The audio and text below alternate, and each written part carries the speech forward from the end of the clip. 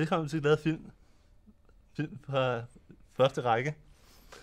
Og velkommen til jer, Michael Vigge og Sten Rasmussen. Hej. Og I er i gang med at producere Danmarks Radios nye julekalender. Ja.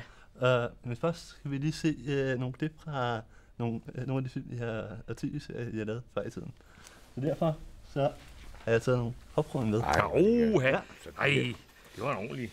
Og det ser vi her. her. Det er en god biograf, vi er kommet i her. Så er vi klar, så sætter vi os godt til række. Ja. Ja. Ja, og der kommer den. Sådan.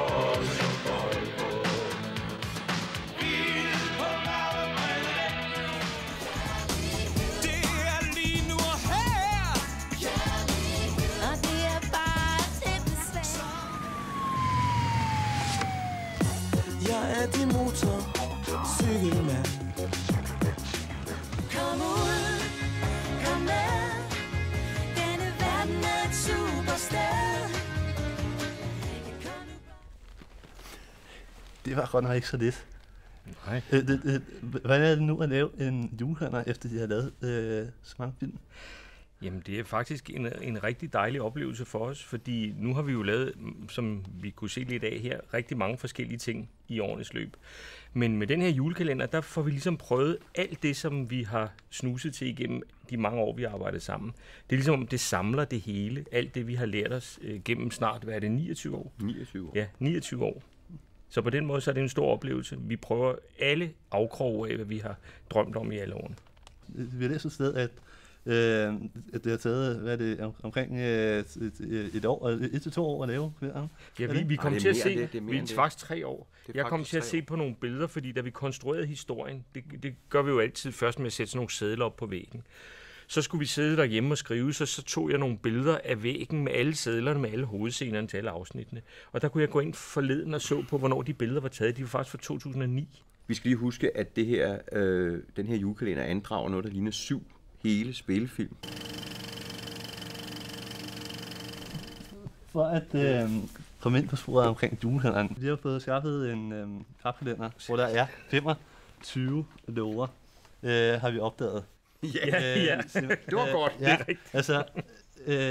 I har ikke åbnet nogen af dem, med? Nej, det har vi ikke. Nej. Men hvorfor 25? Kører I efter den amerikanske model nu, eller hvad gør I? Nej, vi gjorde bare det, at man har jo tit siddet, når der har været en julekalender. Og så har man sagt, nej, er det allerede slut? Eller det var ærgerligt, man kan godt lige tænke sig at se bare lidt mere. Så vi tænkte, vi vil godt som en ekstra lille tv-julegave lave et sidste afsnit, et afsnit 25. Altså, alle folk ved, hvad det vil sige at sidde der. Julekalenderen er slut, juleaften, og så er det hele slut. Ja. Og så er det lige, så har man fået sine gaver og alt sådan noget. Så tænker vi vil lave det, der hedder public service. Vi tog det alvorligt. Vi vil gerne lave noget service for folk. Vi vil gerne give dem sådan, at når de sidder der og kigger med alle deres gaver søndag eftermiddag, eller dagen efter, altså første juledag, så kommer der det aller sidste afsnit af julekalenderen. Kan I løfte en fli omkring handlinger? Ja, det kan vi godt. Altså man kan sige, at julekalenderen i år handler om universet, altså om stjerner, og den foregår på et observatorium. Det vil sige, at man kigger det er noget med at kigge stjerner. Det er noget med det er derfor den hedder julestjerner. Den handler om alt, hvad vi ser ovenover os, når der er nogen skyfrit, ikke? Og så handler den om en pige, der kommer fra København og skal flytte ud på landet. Det er de 2 historier, der er at fortælle i julekalenderen.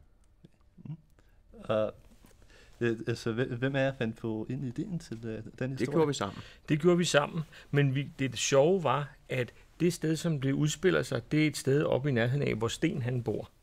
Så Sten han vidste, at der lå et observatorium, som vi faktisk kunne bruge, og kom og sagde, kan vi ikke lave en historie, der udspiller sig om det? Fordi når man skal lave så stor en historie, som skal kunne fylde nu 25 afsnit, så gælder det jo om, at det er en historie, som har noget ganske særligt over sig, for den kan holde i så lang tid.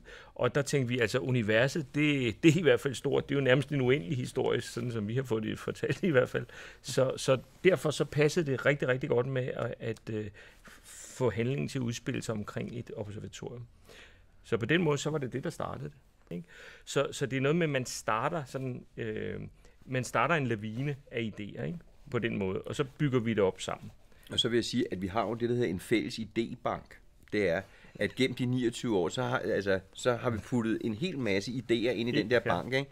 Og de bliver desværre ofte trukket frem og kigget på, om de nu kan bruges her. Og det nogle gange kan de ikke. Det er, altså den der idébank, jeg vil sige, der er flere af dem, der bliver trukket ud hver gang, og så bliver skuffen hurtigt lukket igen. Ja. Der er desværre også nogen, hvor skuffen står åben. Ja, for eksempel har Michael har i alle årene haft en drøm om, vi kunne ikke få det til at passe i en julekalender, men hvor der er nogle pingviner, der bliver eftersynkroniseret og snakker. Vi er jo tilbage i 1983. Altså. Ja, det er desværre noget af det. Det lyder ellers meget sjovt. Ja, Nå, kan du se. Ja. Men nej. Julemanden, hvad vil han i jeres kalender? Det må vi ikke sige. Der er ting, du ved, det er jo simpelthen med sådan en julekalender, det er jo også sådan noget, hvor der er nogle ting, der skal pakkes op undervejs i 25 afsnit. Så der bliver lidt udpakning af nogle forskellige historier og personer. Men vi kan love dig en ting, at vi har, synes jeg, nu er jeg nødt til at sige det altså, vi har den flotteste julemand, jeg nogensinde har set i en dansk julekalender. Det er rigtigt. Vi kan snakke om det her den 25. hvad du siger, ikke? Men jeg siger bare, jeg synes, det er den flotteste julemand, jeg nogensinde har set. Ja, det er det også. I mange af jeres tidligere produktioner, der har I jo haft det med at bruge de samme skuespillere, samme cast. Ja. I den her kalender, der har I jo Caroline Henderson, som der også har været med før. Er det sådan en fast ting, som vi gør i jeres produktioner? Vi gør det tit, at vi som udgangspunkt prøver at tænke på nogle mennesker, som vi tror, at vi vil have det rart sammen med.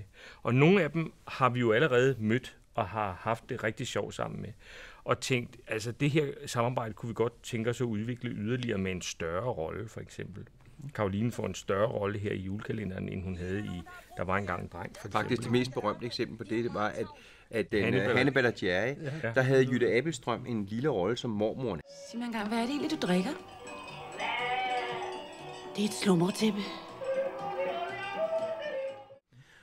Da vi havde arbejdet sammen med hende en gang, så lavede vi en hel film, der hed Flyvende Farmor, kun omkring hende, ikke?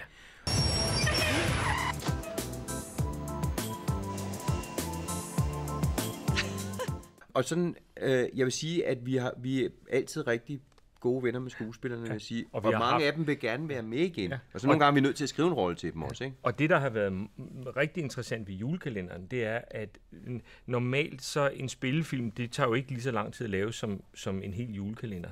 Som Sten sagde, så svarer det til at lave 7 spillefilm. Så vi har jo været rigtig, rigtig mange dage sammen med spillerne. Så vi har nærmest været en lille familie, så det var rigtig svært at sige farvel til hinanden på den sidste optagelsesdag. I jeres tidlige produktioner, der har I jo næsten alle jeres film og sådan noget, og tv-produktioner, der er I også selv medvirker. Ja. Gør I også det i den her kalender? Nej.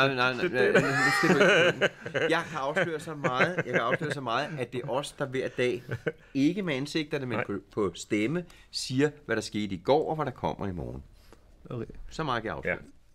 Ja. Så du vil høre noget til os hver dag, men det er på stemme. Er det ikke det er svært, når I begge to medvirker i en film eller en produktion, så at skulle instruere? Ved du hvad? Der er et rigtig sjovt eksempel på det. Da vi lavede Flyvende Farmor, så spillede vi jo ham der Egon Egern og så hans kollega, ja. Og der sidder vi og kører sådan en mobile home ved siden af hinanden. Sten sad og kørte, og jeg skulle sidde ved siden af med det der Egern hoved under armen. Og så skulle vi sidde og snakke sammen, men der var jo ikke nogen til at instruere os, fordi begge instruktørerne sad og spillede. Så satte de ud foran forruden i bilen, så satte de 2 monitorer. I vores blik. Så vi sad og så os selv, og så nej, du skal lige starte forfra. Nej, tag den igen. Nej, prøv lige at høre, det kan du gøre bedre. Prøv lige. Og der sad vi og instruerede hinanden oven i det hele, og holdet, de var bare sådan her, nej, for det er ikke første gang. Altså, når vi begge to er i billedet, det er ikke noget problem, når den ene sidder ude ved kameraet. Så bliver der harassment, det kan jeg så sige til dig. Nej, Sten, prøv lige at høre. Kan du ikke lige tage den lidt forfra? Kan du ikke? Nej, prøv at høre. Nej, Michael, prøv. Men når vi begge to er i billedet, så er det alvor, du. Og så er det altså med en monitor ud for hver, og så sidder vi og kigger. er der nogle gange, hvor det er, at det kun er en af jer, som der er på Ja, selve sættet? ja. Ofte. Fordi det har vi Der er ingen grund til at gå til rundt med. på den her produktion, der har vi nogle gange haft det sådan, at hvad pokker sidder vi 2 mænd for her og siger det samme. Nogle gange så sidder de og kigger underligt på os, fordi vi sidder nærmest og siger de samme ting, altså og åbner munden samtidig og mener det samme, så tænker vi, så kan vi lige så godt lige dele os lidt, når nu det er så stort et projekt. Nu har jeg jo besøgt det her med jul i så lang tid. Og den udgør kom Kleiner og papkalender og alt det der i forretningerne. Altså, kan I overhovedet klare med jul nu? Det kan vi sagtens. Vi siger jul hele året. Jeg er næsten som sangen fra Flyvende Farmor. Jul Præcis, hele året. Præcis. Ja. Hør engang, hvad vi sagde. Vi sagde jul hele året i dag. Den har jeg måske haft i baghovedet, da I tænkte Jeg på kan afsløre, at der kommer en ny indspilning af den sang i julekalenderen. Vi er også ved at lægge musik på, og jeg har en gave til jer, hvis I vil have den. Det er, at I kan få lov til at høre indledningssangen. Ja. Det vil vi glæde os til. Du er efterhånden ved at trække det hele ud af skriften. Ja. Jeg tror, vi er nødt til at slutte programmet nu, fordi at du er i gang med at afsløre hele handlingen. Jamen, skal vi så ikke slutte programmet med at høre jeres nye introsang? Der hedder Stjernestøv. Stjernestøv? Ja. Lad os gøre det. Hører vi den, og så siger vi tak, fordi I så med i dag, og vi ses næste gang til vi lavede film første række. Tak, fordi I er kommet. Tak fordi vi måtte. Stjerner som sejler Hvad siger du? Jo, jeg får se mig noget. Ja. rundt om en sol.